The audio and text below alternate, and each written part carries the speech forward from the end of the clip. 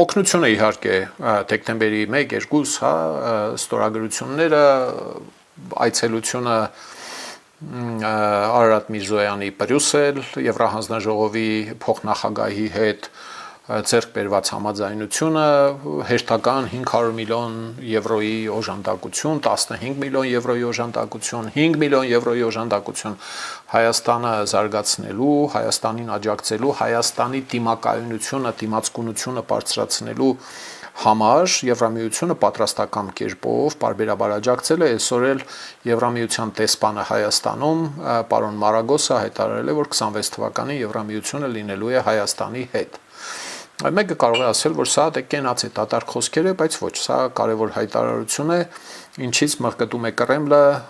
Էլթուսուս։ Սիրելի ժողովուրդ, խնդրում եմ լայքել եւ բաժանորդագրվել ալիքը։ Դրանով դուք կնպաստեք, որ հաղորդումներն ավելի շատ մարդ տեսնի։